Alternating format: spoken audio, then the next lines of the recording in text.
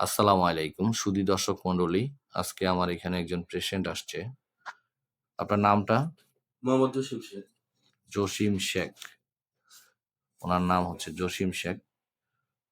উনি দীর্ঘ অনেকদিন যাবৎ কষ্ট করতেছে। কতদিন যাবৎ কষ্ট করতেছেন? প্রায় স্যার ১৫-১৬ বছর ধরে। ১৫-১৬ বছর।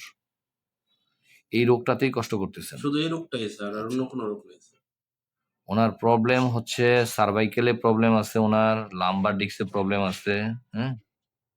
তারপরে ডোরাসেলে প্রবলেম আছে। আমরা যদি ওনার রিপোর্টগুলো একটু ধারাবাহিকভাবে দেখাই আপনাদেরকে। জসিম শেখ। আলাদা আলাদাভাবে এমআরআই করা আছে।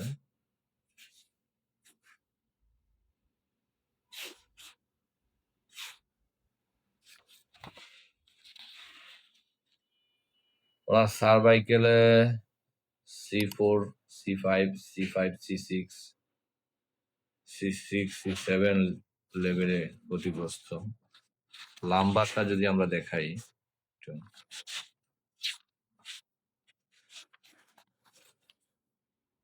এখানে এক্সরে রিপোর্ট সার্ভাইকেলে।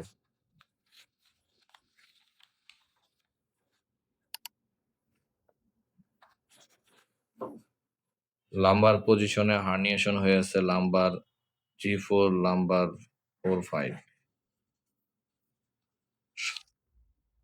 এই পর্যন্ত উনি প্রায় আমার মনে হয় ৫০-এর অধিক ডাক্তার দেখাইছেন, তাই তো? আরো বেশি স্যার। আরো বেশি। প্রায় ১০০ আমার উপরে এখানেই হবে। যদি ফাইল গণি আমরা, এখানে প্রায় ১ বান্ডিল ফাইল, হ্যাঁ? আপনারা দেখতে পাচ্ছেন এই যে ১ বান্ডিল ফাইল। একদম মানে ১ বান্ডিল একেবারে। তারপরে ১ টা, ২ টা এবং সব বড়, বড় জায়গাতে উনি চিকিৎসা নেওয়ার চেষ্টা করেছেন। লেভিট হসপিটাল, ট্রমা সেল, হ্যাঁ? ৬ টা, ৭ টা, ৮ টা, ৯ টা, ১০ টা, ১১ টা, ১২ টা, ১৩। আমার এখানে ১৪ টা ফাইল নিয়ে আসছেন উনি। তো আসলে দুঃখের বিষয় হচ্ছে ওনার কষ্ট এখনো লাঘব হয় নাই, তাই তো? জি স্যার। ওনার কষ্টের জায়গায় রয়ে গেছে। ওনার অনেকগুলো ডিস্ক ক্ষতিগ্রস্ত। সার্ভাইকেলে প্রায় ৩ টা ডিস্ক ক্ষতিগ্রস্ত, লাম্বারে ৩ টা ডিস্ক ক্ষতিগ্রস্ত। আপনি কি কাজ করতেন? কি জন্য এই সমস্যাটা মনে হচ্ছে যে হয়েছে? কি আমি কাজ অবশ্য করতেন ভারী আপনি? কাজ করছি, লোহার কাজ যেরকম গ্রাইন্ডিং করা, ওয়েল্ডিং করা, বড়, বড় পাইপ এদিক সেদিক করা। হুম। এগুলি আমার ব্যথাটা অনেক আগে থেকেই, তারপর এগুলি করার পর আমার ব্যথাটা আরো দ্বিগুণ হয়ে গেছে স্যার। আচ্ছা, আচ্ছা। এখন যে পরিস্থিতিতে আছি স্যার, আমার কিছু করার মতো এখন আর হয় না। আপনার বর্তমান বয়স এখানে আমরা দেখতে পাচ্ছি ৩৩। ৩৩ কি না আরো বেশি? আমার এখন স্যার ৩৫। ৩৫ বছর বয়স। হুম। ১৫ বছর আগ ধরে আপনার এই সমস্যাটা চলতেছে। জি, মানে উনার বয়স যখন ১৭-১৮ জি, জি, তখন থেকে এই কষ্টগুলা উনি করতেছে। সো দুঃখের বিষয় হচ্ছে ওনাকে কোনো ডাক্তার সচেতনভাবে ওইভাবে বুঝায় নাই, তাই তো? জি। যে আসলে কি কাজ আপনি করতে পারবেন, কি কাজ করতে পারবেন না, এই জিনিসগুলো আপনাকে ওইভাবে গাইডলাইন দেওয়া হয় নাই। না। শুধু গেছেন, চিকিৎসা দিয়ে গেছি দিছে। দেখাইছি, বাস এরা শুনছে, শুনে ওষুধ দিছে খান। এটুক। কিন্তু আসলে ওনার যে সমস্যাগুলো এর জন্য সচেতনতা সবচাইতে বেশি দরকার।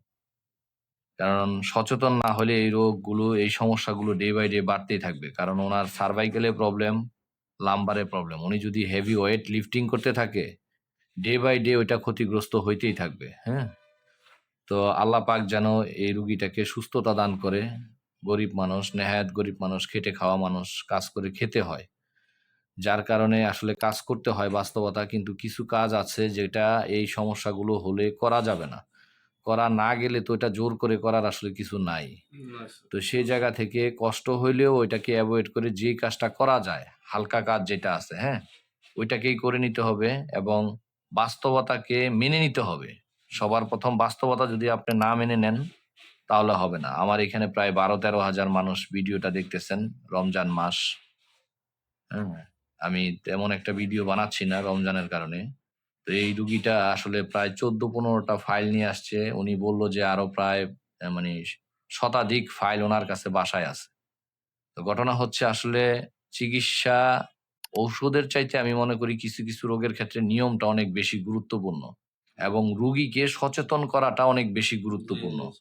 কারণ এই মানে লাম্বারের প্রবলেম, যাদের স্পাইনের প্রবলেম আছে, তাদেরকে সচেতন না করলে রুগীরা যদি ভুল করতেই থাকে, আজীবন চিকিৎসার আন্ডারে থাকতে হবে এবং উনি অসুস্থই থেকে যাবে। তো এই যে ব্যাপারে আমি মনে করি যে প্রতিটা রুগীকে সচেতন করা দরকার।